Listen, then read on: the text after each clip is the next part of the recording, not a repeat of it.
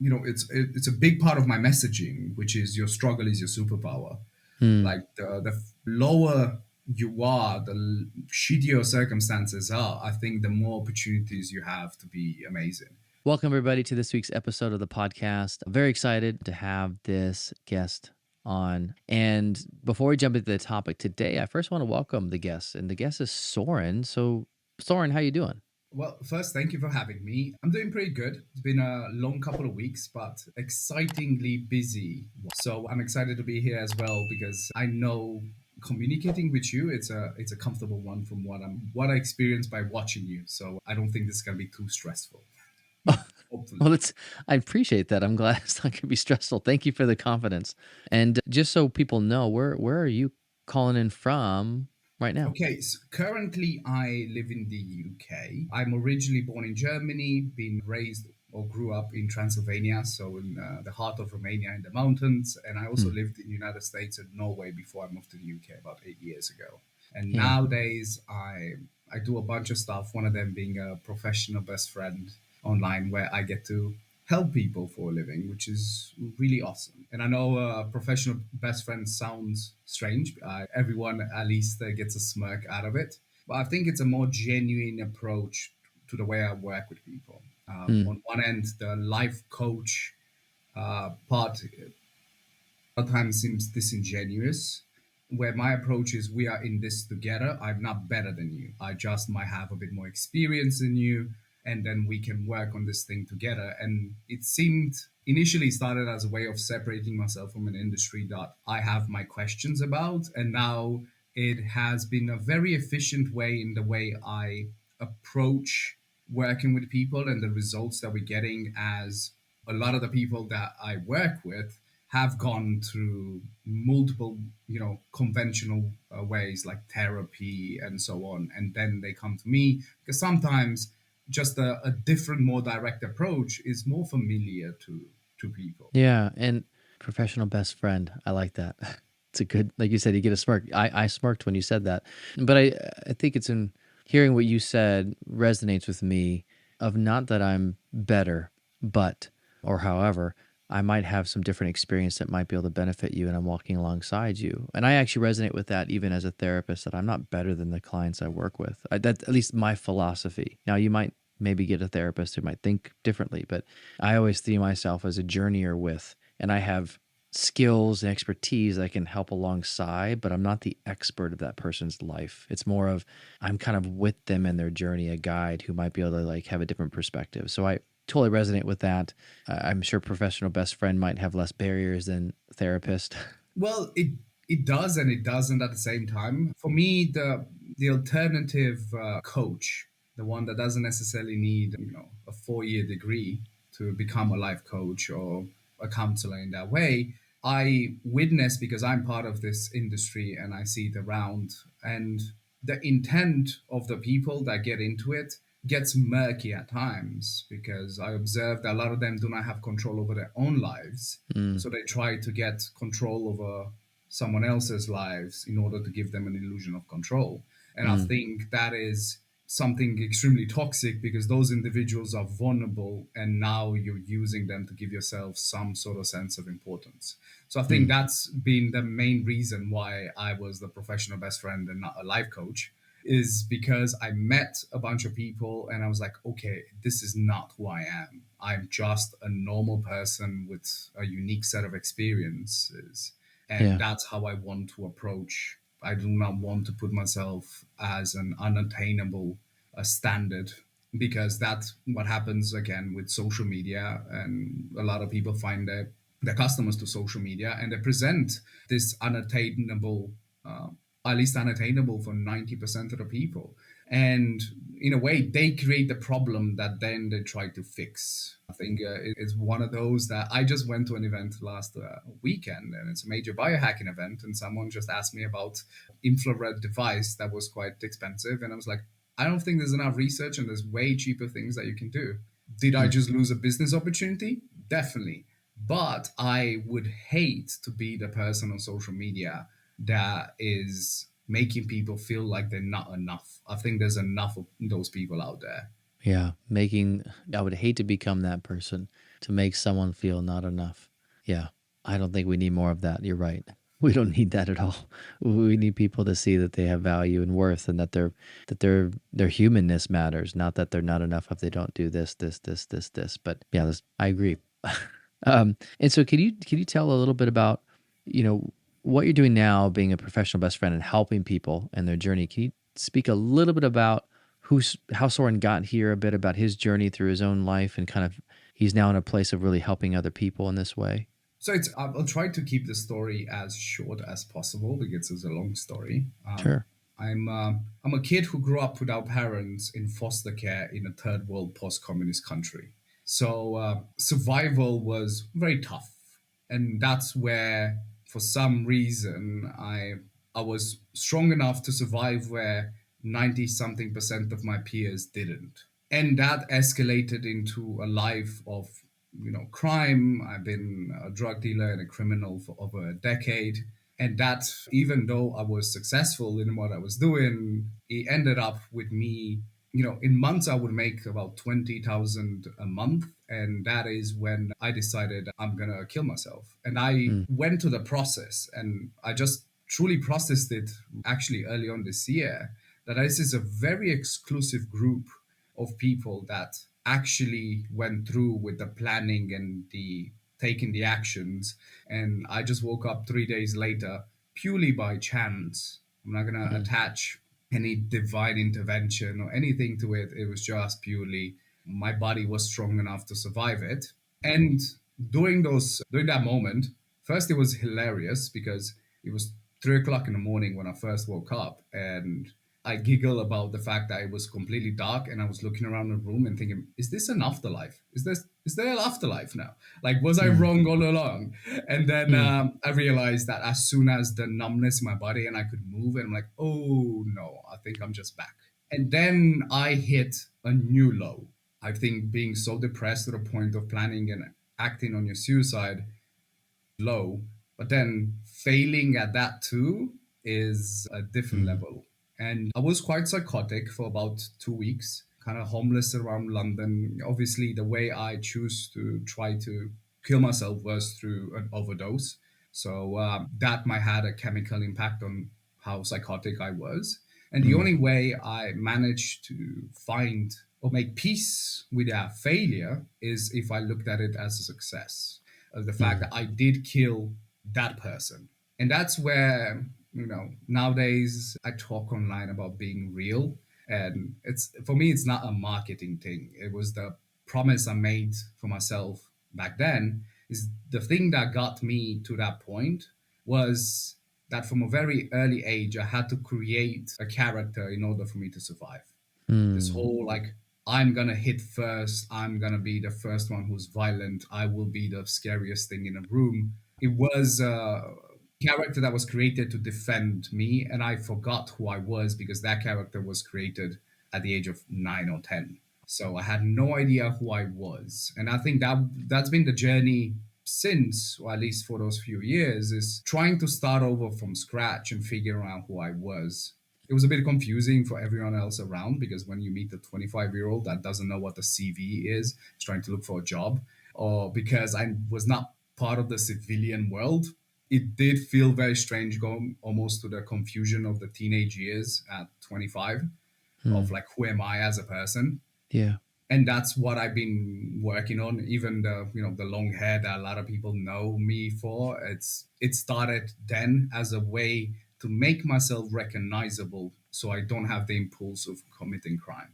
And now it's something that's extremely close. It has a lot of meaning to me. It connects me to nature, but that was the goal because Yeah. I needed to add additional risks so I don't fall back on my old behaviors. Wow. And you said something that was a couple, I mean, few things that are amazing. We've talked offline about this, so I got to hear a bit more about your story. And, I think a main reason why I wanted you on is just you're really genuinely saying this, you're just authenticity and being who you are. But that came at a really at a journey and a cost throughout your life, and finding who you were and still finding it. Because I do believe to some degree we're always kind of finding or, journeying, that we're never really complete, that we're moving through life and trying to figure out who we are and what we're really Oh, yeah. about. But you mentioned something that I had to create this person for survival. Like I had to, in a way, disavow, disown who I was, my innocence, my child, who I was, because it wasn't, there was no safety. So I had to create this. I had to hit first, be violent first.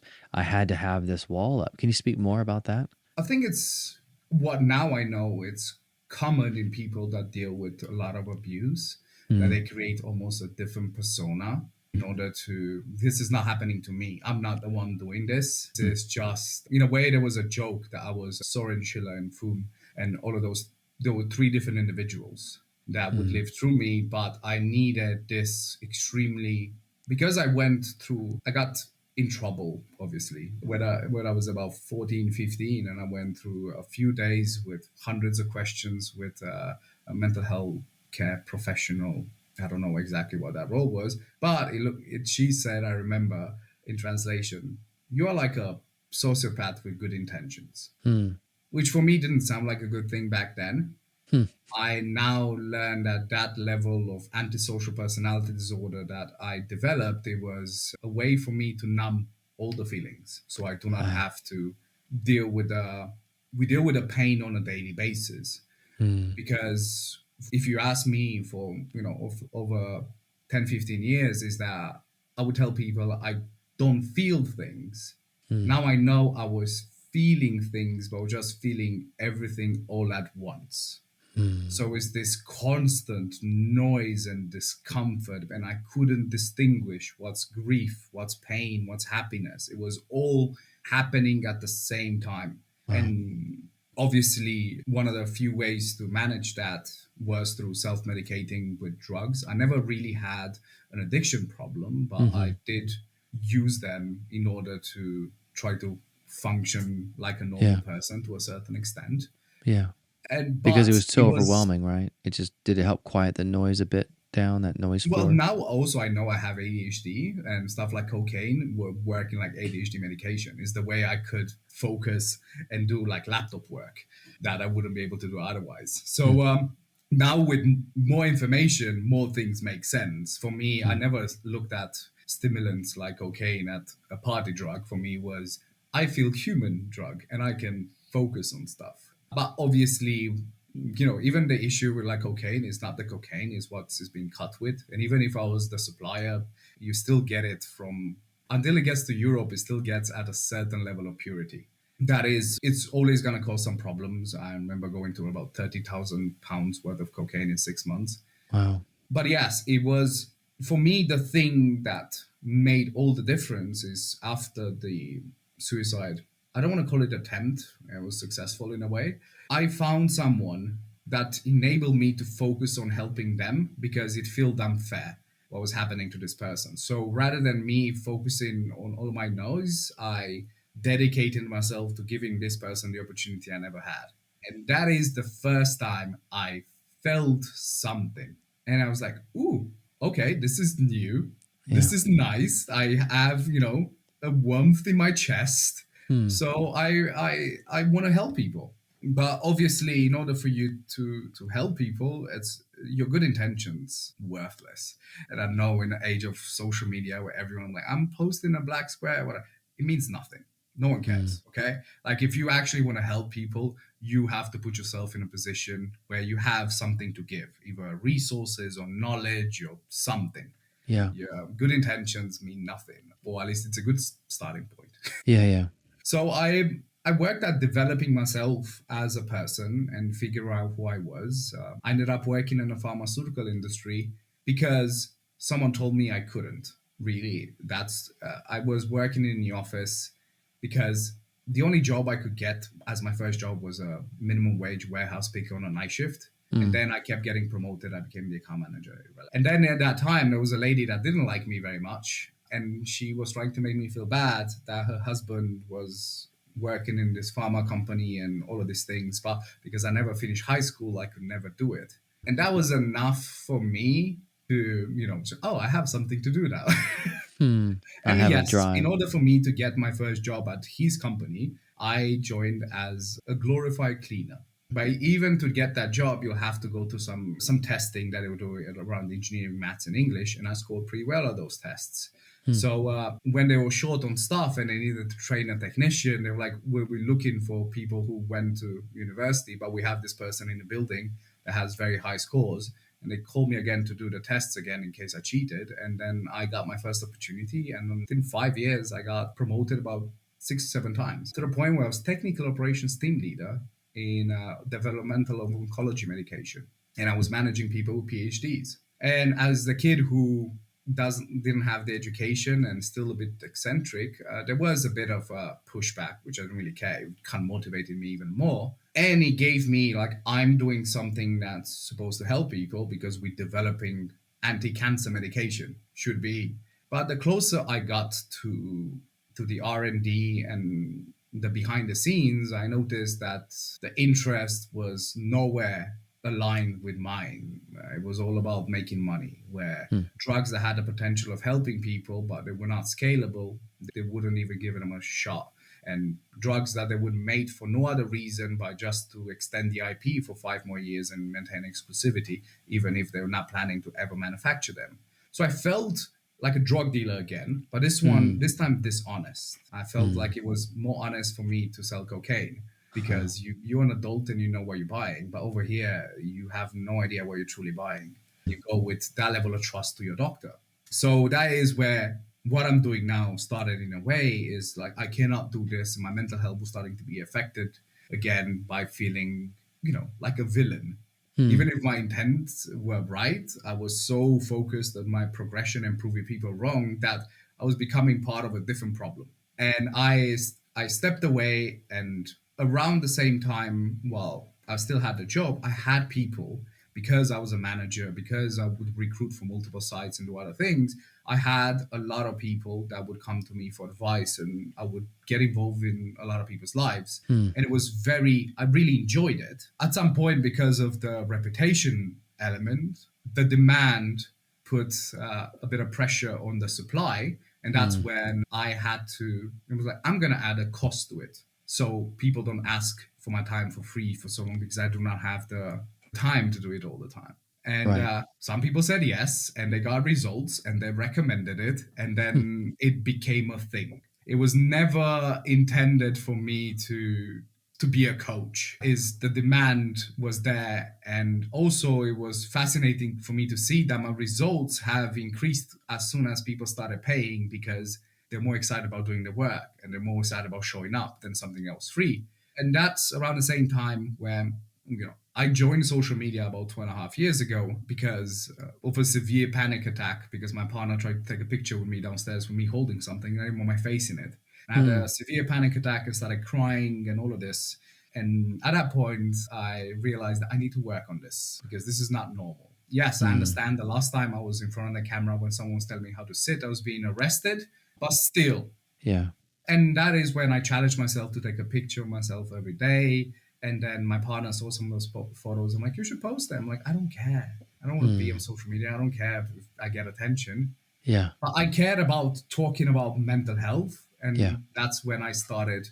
I'm like, I'm going to post this silly photo and I'm just going to write a caption.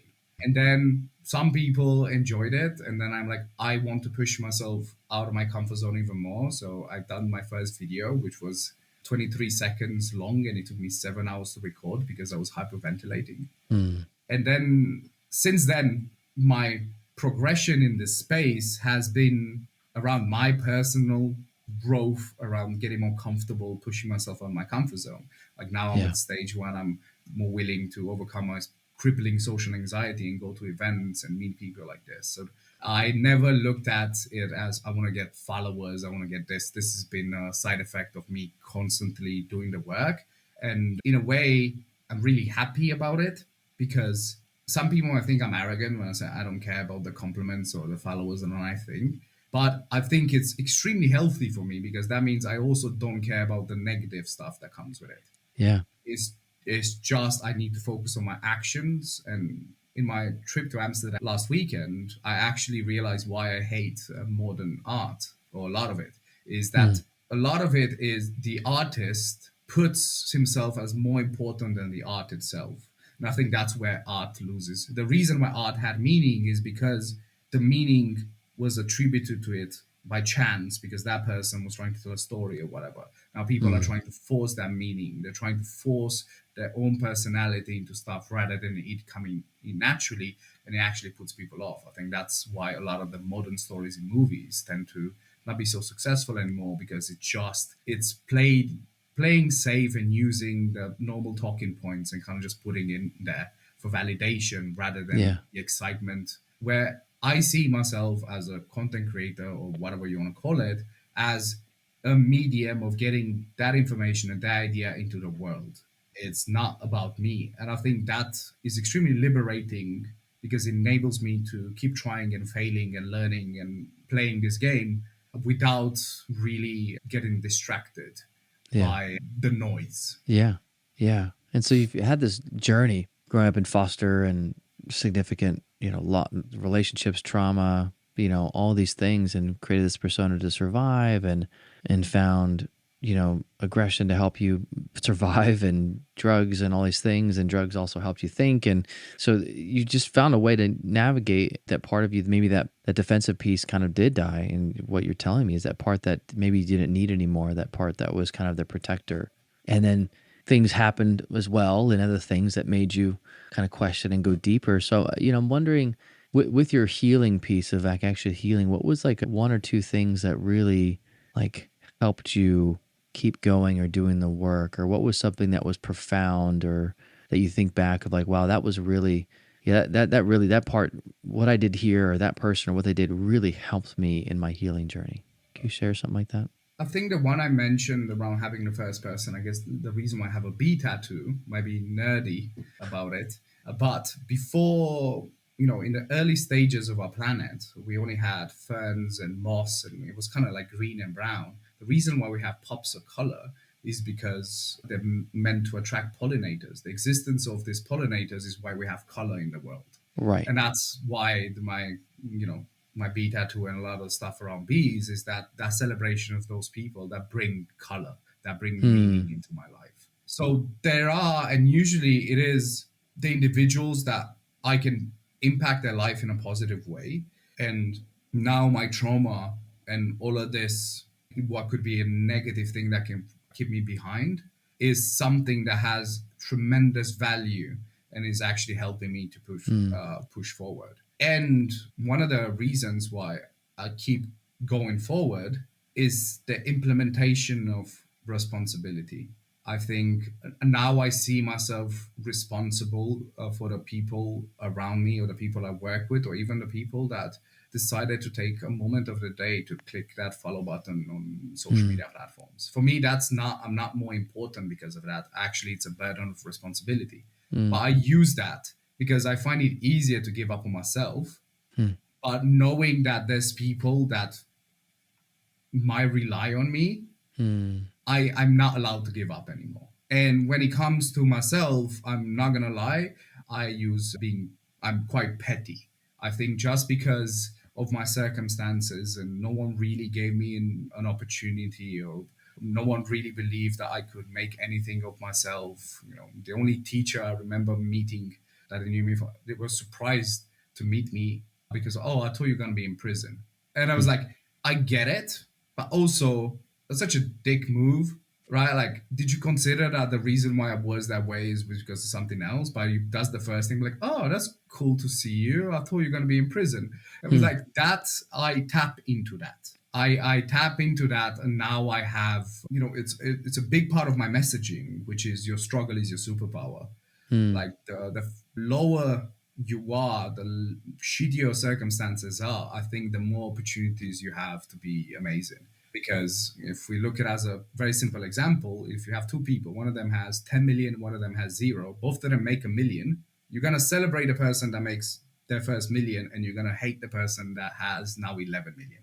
Hmm. So, and this is a big part of what I'm discovering now is the burden of privilege. I used to hate in a way of, people with privilege because I didn't have any. And then I had the opportunity to work with them and being around them. And I realized they have a struggle that's hard to overcome because nothing they do is going to matter because of where they started from. And that is when I realized that my struggle is a privilege because I come from nothing, anything I do is impressive. And I get to be a winner way more often because of it. And the mentality of a winner, it does then impact your biology. You get higher testosterone, higher dopamine, serotonin, so you feel good about yourself. You start, and then you can carry in this momentum and keep going. Yeah. Where someone that starts up here, no matter what they do, they're not gonna truly get the credit for it, and everyone's gonna remind them that the reason why they did whatever is because you had daddy's money or whatever. And I Mm. think that is where a lot of our perspective that I hear mostly from the Western world that are extremely they come from privileged positions. You see people that they crave oppression. They are looking for oppression. They're almost willing to invent it. I've Mm. seen it, in the past where I would talk to people about my circumstances and they really romanticize it. Like it's cool. I'm like, it's not cool at all. But now I Mm. get it. It's because you feel very uncomfortable with your privilege Mm. and because you haven't earned it. So it comes back to one of my big purpose pieces. I think just because my circumstances were so bad compared to the average person, I think me being able to win and make something of this can provide a slither of hope for Mm. people Yeah. that are going through hardship. Yeah.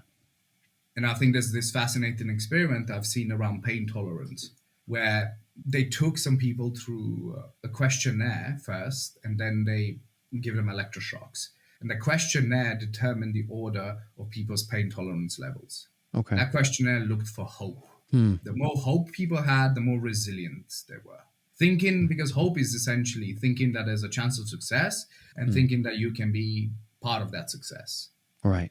So if someone with, shitty circumstances like me can find a way to live a good life and have good relationships and have a positive impact on its community and the people around it, should provide that slither of hope. Because Mm. essentially, even with my social media stuff, I said it before, I do it for the old version of myself that hoped I would meet someone like me, that I would find familiar. Uh, The I have scars, tattoos, muscles, all of these things that do not come they're not common in the therapist world. And no offense to you, but a young me would really struggle to take you seriously because mm. you're so disconnected from where I come Sure. from the, Eastern European gangster toxic masculine at its finest. You Right. come here soft spoken with your degree and your, nice language. I'll think you're trying to take a piss out of me. Uh, Right. So I immediately become defensive. sure. Because I I'm not cannot, safe, right? I'm not. yeah, I'm not safe. Sure. because, and I think there are still people like me out there, and those people could create amazing things with their lives if they are given the opportunity to do so. And Hmm. that's why I'm a professional best friend and I'm not anything fancy. I almost got myself into Oxbridge to study to become CBT, and I realized, why am I doing this? I don't want to become the thing that already exists. I want to become the thing that bridges people Hmm. that do nothing to do something, because that's something that's way more valuable. Hmm. I don't, there's already enough therapists around, and there's a lot of people that say you should go to therapy, but no one is showing you what's the benefits of going to therapy, especially as a man, because this is something that was on my mind today as well, that we are not equal. And I think the idea of equality is it's nice, and equal opportunities is something that we should strive for, but we're not equal. And we will see these differences. STEM industry is male dominated, and a lot of the machines and the stuff that is designed around men. And that's where women struggle to, even if they join that world, they struggle to perform because the environment is not created for them. But that's one thing that people don't talk about because everyone's over fixated on men. But there's two industries out there, or there's a set of industry that are female dominated, which is the heal industries. Your education and healthcare are dominated by women, and because of that intrinsic bias, it has been created for the benefit of women. That's why we see a drastic difference in education recently between men and women. We see a drastic difference in the efficiency of talk therapy between men and women because men require, in a lot of cases, something different. And that is where talk therapy, and I've seen it, even in women, a lot of times it's an incomplete, it's a necessary, but it's not the complete approach. It requires this holistic, and depending on who you are as a person, a lot of people are not ready for talk therapy. And I figured out a way, even with helping people when I used to sell MDMA. Because I realized when people's brains were filled with these happy chemicals, now I know it's serotonin and dopamine and I feel great. The Yeah. priority becomes finding someone to tell them that they love them or to give them a hug or whatever. So as soon as they were happy, they were trying to make other people happy. I was like, oh, Mm. there's hope for these apes. Mm. And they were also, because MDMA is used clinically in treatment of PTSD, enables people to open up and talk more. So I deconstructed that process without having to use chemical intervention. I'm like, okay, how can you get elevated levels of dopamine and serotonin? Well, you have to get the basics done through behavior, nutrition, sleep, and all those things. So let's get the basic done, elevate this levels of neurotransmitters in people's brains in order for them to feel strong enough to open up. Yeah. Because what that, MDMA does to the brain with someone with PTSD, it enables them to go in a place that otherwise they're trying to avoid. That's the role of Right. serotonin. And Right. I guess I can provide that in a light version by creating good lifestyle behaviors that then you just feel stronger and more capable to deal, because when you are extremely vulnerable to go there, it's an extremely scary thing. So Mm. you need to build the strength up. So that's why, depending on where that person is, when I work with them, sometimes I just go through, let's fix your diet up, let's go to the gym, let's try to implement some morning routines, Mm. create an environment for you to be able to then start talking about it. Because I Yeah. force it into you and it become defensive, and we're not really making much progress. Yeah. And I think that level of flexibility enables me to consistently get results with people. And I talk to psychiatrists now and scientists because one of the benefits of having followers, people want to talk to you, which is Yeah. very cool. And a lot of people in the industry agree with me. But to make the standard of care, it's almost impossible because nutrition is such a big subject as a whole, and doctors have limited or none of that knowledge, and that knowledge is constantly changing anyway. Mm. And to be honest, I think there's not one good diet for everyone. You're gonna have to look at your genetics and your genes and your allergies and the things that you absorb better or don't. And you can start from somewhere, but you're gonna have to make it your own, and that's a long process. Yeah. Extremely beneficial if you go through it, and it's life changing. But it can't just be a doctor, I follow this meal plan, because that meal plan might work for, even if it just works for 7 out of 10 people. If you're one of those three, it might not work for you because you have a genetic makeup or anything like that. So that's where finding the right thing for you and having someone with enough knowledge and kind of to just keep you accountable, it becomes extremely beneficial for you to create an environment where you feel relaxed enough and safe enough to then become more vulnerable and Mm. start the journey of introspection. For me, it's way more brave for a person to feel like things are not going well and start the journey of introspection, knowing that the Mm. best case scenario is to find yourself guilty. Like that's a tough investigation where you're investigating yourself and hope you find yourself guilty, because if you find yourself guilty, you know the changes that you can do. Yeah. And I think that's the key, right? That's I love how you phrase that. If you find yourself guilty, right? That's the opportunity to make the, because then you know what you need to change to get better. And then you're right. But that could be really hard for the ego to take that on, to admit. And you said a lot of things I would love to explore more, but I'm conscious at the time. But a couple things is, one, it sounds like your methodology of helping people as the best friend is to kind of really, one, meet them where they are, but do other things in their life to create an environment to become vulnerable. Nutrition, diet, exercise, sleep, the other things that give them that, kind of like you kind of took MDMA, like what's happening here and how do I create that light version? I liked how you phrased that. How do I what is that drug doing, and how do I create that naturally in a way to help people open up to begin the journey of introspection? Beautifully done. I love it. And clearly you're having great success in helping people doing that and meeting them where they are. And then you said something else, and this is a curious question. You said, and I take no offense to this, by the way. I think it's great that you said it.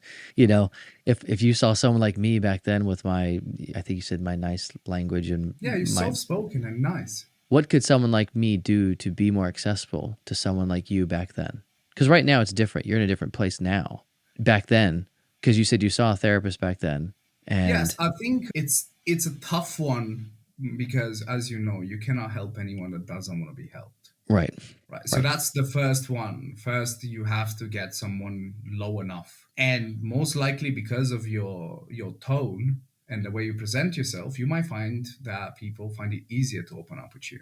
But you also might find it that it might be harder for them to feel the pressure to do the work in between sessions to actually make progress. And I think that is where you need to observe and make those decisions of when do I have to be more assertive with that person and go towards having smart goals and everything else because that person seems to want solutions hmm, first and a bit more direct approach, and when is appropriate for you to use words like energy, where because the word energy, unless you're part of the industry or you're already part of something that you have sure, already that's gonna be a established turnoff. currency, That's yeah, you're gonna shut down. it sounds like some Mystical, yeah, mystical. And yeah, that is where I think it's a matter of observing the person. And yes, having people like me within your environment does increase credibility to a certain extent. And I think that's because that's I am the bridge. mm, That's my role where similar to the event, I get the normal person and explain how is this beneficial and like and because you trust me because you see the benefits. right, So someone that struggles to open up, or rather than it's similar to how you deal with someone with addiction. You don't tell them to not take the drug. right, You tell them what they have to gain on the other side or what they have to lose. Because depending on what you want that person to do, sometimes, negative thought is extremely beneficial at generating dopamine. So if you want action, you're better off having a negative mindset than a positive one mm, because you got this. And I think this is one of the biggest mistakes that people do with social media or with their friends group. Where I'm like, I'm gonna do this. I'm like, yes, you can. And then they get the reward by being cheered on before they even started. So then there's mm, no need for them to actually take the actions. yeah, Where from a biology point of view, it's way more beneficial to tell someone that doesn't believe you can do it. So then you have, the adrenaline and focus and dopamine to get it done. yeah, Or if you're struggling to get, to start working on something, you shouldn't think of the positives. You should do a negative meditation of all the negative things that can happen if you don't do this. And that's mm, way more because how cortisol works, you raise stress and then you get an adrenaline spike. And that's from norepinephrine is what dopamine is being created. So you have right, to engage this natural biology. So you cannot be, if you're trying someone to do the actions, you can't be nice about it. You're going to mm, have to create a certain level of discomfort, and right, that's risky. yeah, That's where a professional best friend can do it. I'm more comfortable doing so because that's how I created my brand. yep, But for you, you're gonna have to, peel some layers to make sure that you do not lose your license. But yes, making people feel a bit uncomfortable or a bit frustrated might be a way more efficient way for them to take the action. And as soon as they take the action and they see the positive feedback loop of them feeling better about themselves, they get the extra dopamine. They're very excited to come back and what's next. And that's one of the tricks or approaches I do with people. I give something simple that can be applied, and as soon and it gives them some results, and then they feel like they have the decision to want to be helped. And we're like, what's yeah, next? I'm like, oh, I got you now. Let's go. Let's yeah, have fun. They need to see some benefits. yes. Well, it's the buy-in. They have to get that buy-in. Yeah. Otherwise, why would I do this? And I'm wondering if the connection of hope, because you mentioned hope earlier, and we'll start to wrap up, is that as you challenge them, they get the success, which you get that dopamine hit because you accomplished something and it Yeah. feels good because like I did it. And then do you think that also helps instill some hope for them that they can find a path through this? So it's kind of like this balance of, you know, Well, stressed and arguably, one of the main parts of good mental health is agency. Mm-hmm. So you're giving person agency or allowing them to have it. And as soon as they feel they have agency, they get excited. And then, gratitude and agency are a compensation of good mental health. Mm. And then Yeah. you teach them to be excited and grateful about the negative things that can happen in your life because of the follow-up dopamine that comes with it and focus. I'm like, look at your life. Every time, well, I can look at my life when something bad happens, right? I'm bracing for a while and subconsciously I'm laughing, and some people look at, because I know that I will be better after this because now I'm frustrated, I have something to prove, and I'm excited to use this additional focus and dopamine to overcome and become better. So Yeah. now when something bad happens, my perception is no longer, oh, poor me. It's like, let's fucking go. Yeah. I have something you Yeah. cannot, this level of, okay, I have something to prove, and tapping into that as Yeah. a energy source is extremely helpful. And it's not just all, rainbows and sunshine. Sometimes you're gonna have to greet some teeth, but then because of how biology works, you tend to get the, happy chemicals as a Mm-hmm. reward. I'm like, oh, I Yeah. feel great about this. Maybe I should tap into the pain part anymore. I'm like, Yeah. oh, well, and then again, the way I help people deal with panic attacks, one of the very simple practices is the cold shower. Because I'm Yep. like, hey, we can look at dopamine and all these things. But what the benefit of cold shower is, you get to have practice lobby style of panic attacks. You go into the cold and you get familiar with regulating your breathing and your heart rate, and you'll see that when you get stressed or feel that a panic attack is coming into your life, you practice this on a daily basis. You know how to calm yourself. And it becomes like, oh yeah, I was feeling at work. I'm like, I know exactly where to go and how to focus on my breath and so on. I'm like, oh, what's next? Oh, I have this other issue. How can I deal with this? And Yeah. again, it's just that listening to the person. And I think for me, in the first kind of interaction, I don't want them to like me too much. I Mm. want them to just want to have something to prove, and then that's enough. If they take the action and they see the feedback, they are mine. Yeah. And then it's way easier than trying to provide, a best case scenario. I'm like, we can look. I'm like, okay, you can stay obese, but I'm sure that your daughter would like to have you at her graduation. I don't think you're gonna make it. Right. So, you do that, it's fine. You can continue drinking and doing whatever you want. But the reality is, we can explain how this will affect you in many ways, and just try for a week. I'm like, oh, I can't do it. Just try for a week. If you can't do it, it's fine. I'll return you the money. That level of like, and they're like, fuck you, bearded guy. I'll prove to you. I'm like, and I'm like, hey, I haven't. Oh, and I'm like, weigh yourself. Oh, I'm like 4 kilos. Well, that's mostly water weight, so it hasn't lost that much fat. But it's definitely possible. You say it, Right. like, oh, it's been 10 years. You can't do anything about it. A week, you managed to do something about it. What's this? Yeah. Right. And then immediately now they have something to prove. Mm. And that's where the more aggressive, assertive interaction Yeah. and more action based. And as soon as people get a bit more comfortable and they have this excitement of, brain chemicals, they do exactly what they want you to do in terms of they start opening up about their traumas, their childhood. It just creeps into the conversation because now they are excited because they have the momentum and they're excited to finally deal with this again. And that's where they tend to then make a lot of this progress with their psychology as well. Yeah. And it Well, becomes this dance. And if they don't feel ready, then you can play with something else. yeah. But as long as we're making progress, Mm. and I think that's the mind, body, spirit approach I have, because the mind is intelligence and mental health. You either learn something or you learn from your mistakes, more or Yep. less. Or the body is look after your health, and the spirit is not. It's purely your relationships, because Right. arguably is one of the most important elements of human nature.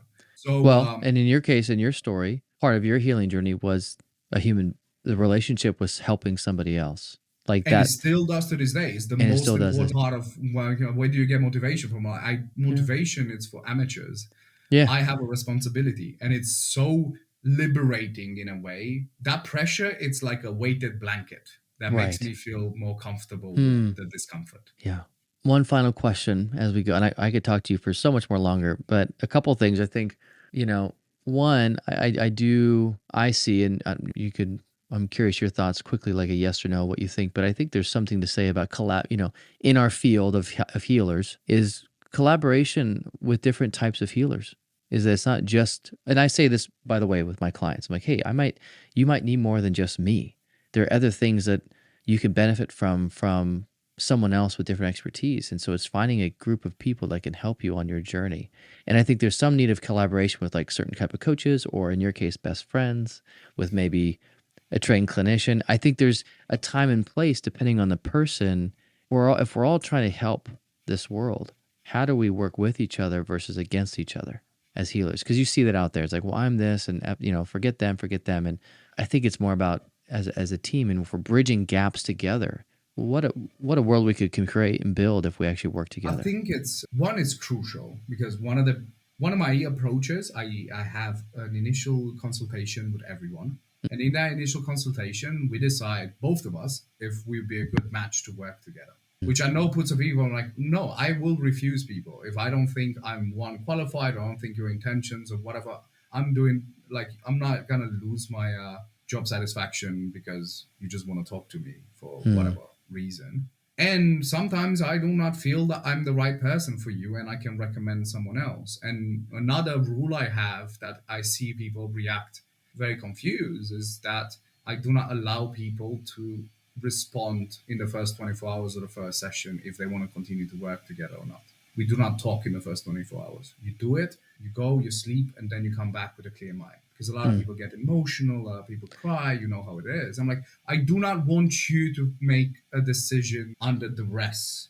Hmm. And I think that makes people first, it's like, oh, I'm like, but then they extremely happy about the I'm like, I have the free because finding the right therapist or the coach or whatever to work with, it is a bit like dating. You need to Yeah. find the right person for you. And I think having a relationship with other people within the heal space is incredibly important because especially you get to know them as a person and as you listen to someone you can recommend someone better. I have some other individuals that I work with and they're coaches as well and they're like, oh, this person I think might need you. I think this person just needs a fitness coach and you'll be a better person at doing this. But I think that is very idealistic and sounds nice. But I think it's also a place of privilege because in the state of the economy nowadays, a lot of people will step away from healing to just survive. Yep. So there's a certain level of scarcity. So people become a bit more aggressive around, just being able to pay their bills. From my perspective, because I mostly do this for job satisfaction, because I don't see that scalable and I want to make it possible for normal people to work with me.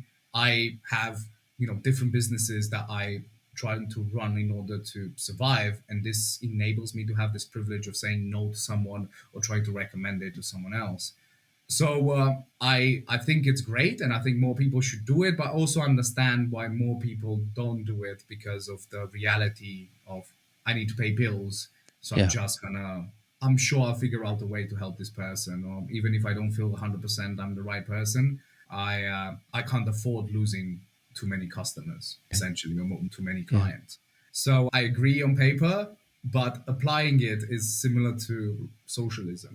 Communism sounds great on paper, but it's very hard to apply in real life because humans are humans, Yeah. and that's where the That's applying where the theory anything to a falls, large right? group of people, it's always going to be tough. But Yeah. I also think that creating a hub of a handful of individuals that with different skill sets and different approaches, and when someone comes in, they get to select or be advised what's the right person for what they're doing. I think yes, I think more people should be able to do that. Yeah. I think more clinics that offer or more people that offer therapy should also have a nutritionist on board and a fitness trainer on board, or and really be able to provide a full experience. But again, we need to make sure that is possible from an economic point of view for most people, because Yeah. I'm not going to lie and say that it's idealistic. Most people don't get to be in a position that I am, to be so stubborn Yeah. to, even if I need the money, I'm not going to pick someone up that I don't think I'm the right fit for, and I recommend Mm. it to someone else. Yeah. Yeah, it's so true. It's not easy to answer, right? There's these ideals behind it and what we would like and the reality and the layers and the context, and there's a lot there. And to close up, final thing, where can we find Sorin? Where can people find Uh, you? Soren is Sci Savage online on Instagram. It's short from Scientifically Savage, which is my website as well. I think if you look for professional best friend, I'm one of the few people that does this. You find me on social media. I'm trying to appear to more events. We're running some more in-person events as well with Com Club, with what we're doing, trying to bring people together in person. I think in the next event that we're doing, it's around showing up and speaking up. So we do, a lot of people struggle with speaking up, especially in public or at work. So we have someone that specializes in this to come here Mm, and kind of just help people find their voice. Because when it comes to, this is one of the struggles, mostly women, but even men nowadays, that their professional career is being stunted because they can't be assertive enough to speak their mind. So yeah. I think, even if I think it's called Calm Club, it's, between the movement medicine that Rena does and the speak up, all of those things are very uncomfortable in a moment, but that can provide you calm long term. And I Mm, think that is where you can provide, and also a way to forge real relationships, because mm, most people nowadays don't really have friends, they have drinking buddies. And whatever friends they have, they're from university or whatever, because most people create real relationships around vulnerability and adversity. ah, And if you just meet with people for fun stuff, for drinks and meals and games, you do not get to create genuine relationships, because this overcoming adversity and vulnerability is a necessary part of it. So if I can create a common adversity and everyone having to be vulnerable because of the thing that they are trying to do to improve themselves, and then there's multiple people around with the same intentions, also increases the probability of you meeting someone with similar value systems to you and actually yeah, making a friend. yeah, yeah. So yeah, there's a lot of that. that Yeah, and I'm excited for you. I think, with the work you're doing, you're going to reach people I can never reach. And I think that's actually a beautiful thing and a needed thing that you get to touch, in a way, people's souls that I could never get close to, because we need different people to help different people in different spaces.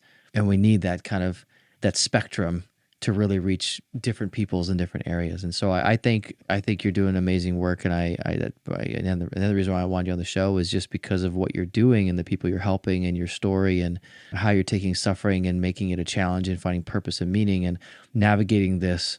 It's so needed to be heard in this world. So I thank you, Soren, for your time. And Thank you for having if you me, and guys thank want you to for the find what kind he's words. doing, all this stuff's going to be in the description. It's going to be clickable. It's all going to be there to find his work.